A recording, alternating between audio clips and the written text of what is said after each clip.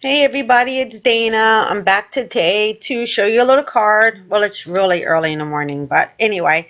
So this is a card I made, and I wanted to show you how to make this card. It was super easy, and I think this penguin is so cute. So I'm going to show you what it started out as. So I made this card here, and I used the frame from around this image. It cuts in two pieces to make this card, because I thought it looked great to frame out my little penguin and my sentiment. So I'm going to show you how to make this one. So I just grabbed some paper and I cut it down to a little bit smaller than my frame size. Now that piece there is what we're going to put all of our artwork on. So I'm going to use this adorable set here from Lawn Fawn. I just think this penguin's too cute. Look at him. He's just precious. So we're going to use that, and it's a really easy technique. So I'm going to just place down my penguin, make sure he's straight. He looks pretty good. And then I just go ahead and pick him up with my acrylic block. I just want to make sure he's straight. I'm just going to place my frame back over my little cutout so I can kind of get where my center points are. So I'm just going to grab a pencil and make little tick marks all the way around the corners. So I know when I'm laying down my penguin and everything, he's kind of centered in the middle of the frame, and he's not like kind of wonky off to the side. So that's exactly where I want my penguin to be, and he's going to be equal on both sides since I have my little dashes. Right there I cut out a little oval, and that just is going to show me exactly like where he's going to be skating and where I want to place my penguin. So I'm going to just grab some ink here. And I am really tired, you guys. It's like, I don't know, 4 in the morning and I can't sleep. So, you know, I make cards when I can't sleep. Okay, I digress. Okay, so I'm just going to go ahead and line that up where I want it to be.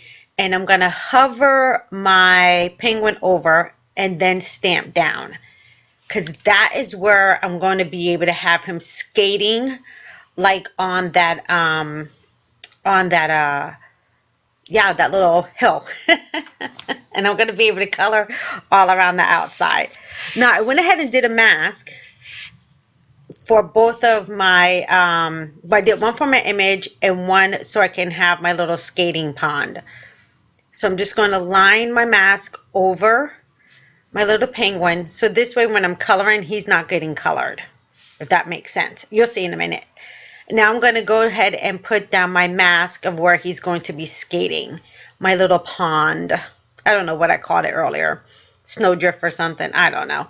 Anyway, that's where I think I want it. But you know what? I think I want to move it up just a little bit more, so I have like some of that pond behind him. All right, I think that looks better. So now he's not skating like right at the bottom. So I'm going to grab some Distress inks, and these are my favorite. So it's Chipped Sapphire and Smoky Sky.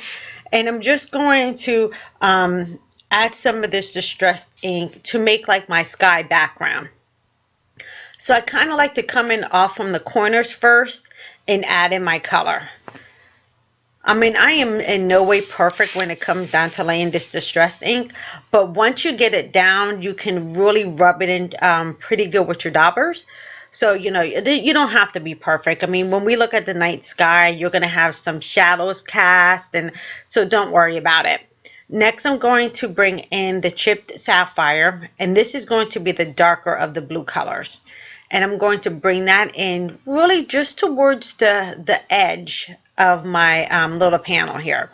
Again, I'm going to bring it in. I'm going to blend a lot of it into the other blue, which was that Stormy Sky or something like that. And I'm just going to, you know, make sure I kind of get a decent background going. So, you know, you can work forever on this. You can blend as well as you want. But, you know, to me, when you look at the sky, it's not always perfect. It's not always uniform. So I'm going to peel off my mask, and ta-da, I have my little skating part. And then I have my cute little penguin. Ain't it cute? Okay. Now I'm going to clean this up because I have a terrible habit of running my card through all the mess I've left behind on my craft mat. We definitely don't want that. I'm going to clean that all off. And now I can bring that back in. How cute is he? Now, and what's so great about masking, he has nothing on him. He's not colored up in blue or anything. So I can go ahead and put my background on the back. I can stamp it, or I can go ahead and put chipboard on it. You know, the sky's the limit. But what I'm going to do is make sure that I heat set this, because I don't want this ink to be running off on my hands or anything later. So he's kind of dry now.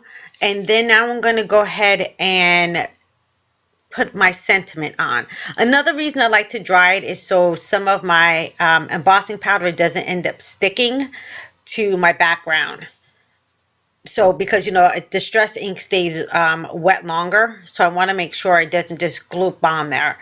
So I went and set down my sentiment, and I have it where I want it, and it's on straight, so I'm going to go ahead and pick it up with my stamp press. So all I'm going to do is just use some Versamark ink. This is just clear like watermark ink. And I'm going to go ahead and place that back down right over my little penguin. This card is so cute and so easy to put together. As you can see, we didn't have to do a lot of color cutting or a lot of fussing with this card. It's really simple. So now I'm just going to grab some embossing powder. And you can use whatever embossing powder you want. You can use white, you can use color. It's totally up to you. So I'm just going to sprinkle that on there and dump it off. Now I can see that some of my paint was, or my ink was not dried. So I'm just going to grab a paintbrush and kind of swipe over some of that excess embossing powder. All right, I have all that cleaned up. And I'm going to move that out of the way because I did this before and I blew my damn embossing powder everywhere. Ugh, not fun. Trust me, not fun at all. Now I can just go ahead and heat that up with my heat gun. And you can see how white and crisp my sentiment became. I love that. Wow. I think it's opaque, bright white embossing powder. Love, love, love this embossing powder. Okay, so we're almost done with our card now. So now what I get to do is decide if I want to have the snowflakes on there or I just want to leave it plain. And I think this one I'm just going to kind of leave plain, and I'm just going to add in some wooden stars. I'm not going to stamp the background with all the little snowflakes. I'm going to make this one a little bit different. And this little container here is how I store all of my little wooden embellishments. So I'm just going to grab a variety of stars. I'm not trying to be too perfect with this. I'm just grabbing, you know, I think there's 3 sizes. So a couple big ones, a couple small ones, and some medium ones. Just kind of deciding where I want to place it on my card. And I think that is good right there. Now, in order to put these down, I like to have a little bit of dimension to some of them, so all of them aren't flat. So here are my homemade glue dots. I don't know if you can see them, but I like to add these to add some depth. And then the rest of them, I'm just going to use some Tombow multi-medium glue or multi-purpose glue. I can't remember. And glue down the rest of them. Now I can bring back in my little frame. How cute, right? How cute. Love, love, love how this came out. Now, what I need to do is color up my penguin. So I'm just going to grab some Copic markers. I'll put the colors along the bottom. I'm going to start off with R65, and that's going to give me like a light orangey kind of color.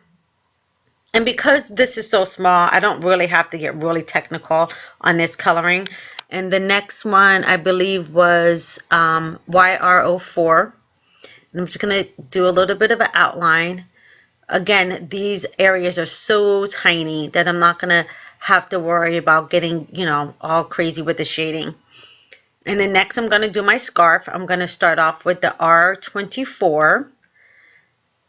And again, like I said, these areas are really tiny to color, so I don't have to, you know, try to bring out 4 or 5 markers to have like incredible shading and highlights and all that. It's just too tiny of a piece to work with. So I'm just going to add in my base color, do a little bit of shading, and we're going to call it good. So I'm going to shade with my R29. And that's just to give, you know, just a little bit of shading around the outside of the scarf. Nothing too fancy. And plus, it's too early in the morning and be having to worry about, picking 4 or 5 colors. Now, don't get me wrong. You can do that. It's totally up to you. But when I'm doing crafts this early in the morning, I have to just focus on the bare minimum. I just can't go any further than that.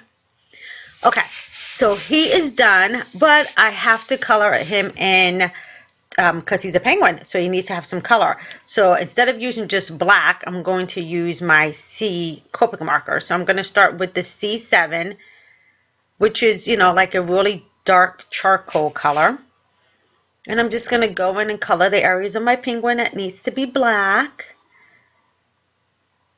And because this image is so small, you could really do a whole bunch of these at one time. It'll be super easy to get done because it's not a lot of coloring.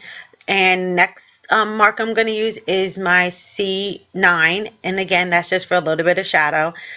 I think the longest part of this is really blending out your distress inks. Everything else pretty much goes fast with this card.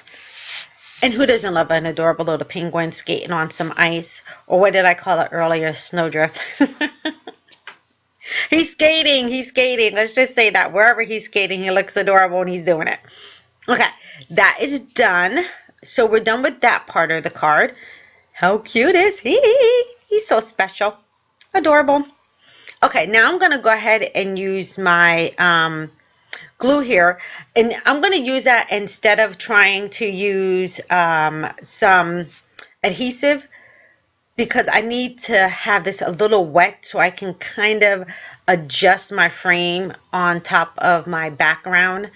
And if I try to do it with like a regular like glue, not glue, adhesive strips or something, it's going to tack too quick to it, and I'm going to need some time to wiggle that frame around so I can make sure I get it in the right place. So that's one reason why I like to use the wet glue when I do this instead of like adhesive runners. That's what I was trying to say earlier, adhesive runners. Okay, so I can just press that down. And we are done. How cute. Okay, we're just going to put him on a regular white card base. This is just Nina Solar White cardstock. And I'm going to use some foam tape, this mega roll right here. Oh, I love this foam tape. And I'm probably going to have it probably all the way through 2015, as big as this roll is. And I like to kind of just cut it from the roll, because I find out like if I try to cut strips, my strips are off. I end up wasting a lot of it. So I kind of like just to cut from the roll. Now I know some people, they can eyeball things a lot better than I can. I cannot eyeball anything correctly. So I'm just going to go ahead and keep cutting it from the strips. But what I like about this foam tape is the width of it. You can actually take it and cut down the center of it, and you're going to have a lot more tape to work with for, I guess, a longer period of time. It all depends on how you look at it. But I've had this roll now for, oh my God, I can't even tell you how many months. And most of my Christmas cards this year have some kind of foam on it. If it's just little squares or, the big strips, it has foam on it. So, and I haven't gone through this at all, as you can see.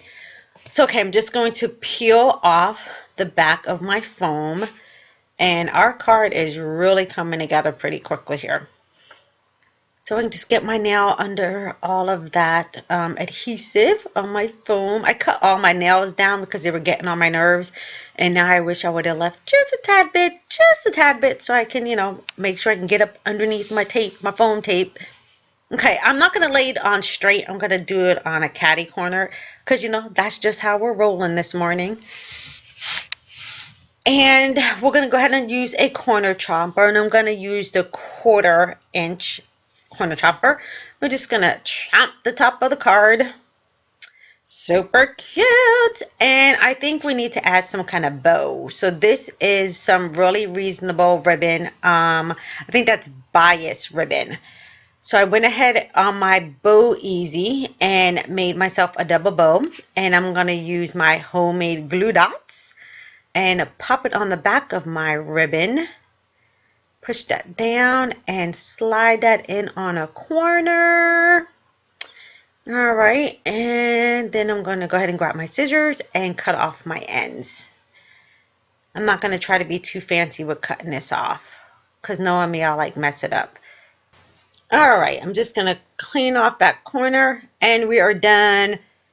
Cute, super cute and easy. 2 cards done in no time. Glad you guys hung out with me tonight. Go forth, be crafty. I will check you guys out soon. Get some sleep. See you later. Bye-bye. Hey peeps, if you want to see more videos by me, please feel free to subscribe to my channel. Also, I would love for you to give me a thumbs up on all of the videos that you like. Take care, everybody. Go forth and be crafty.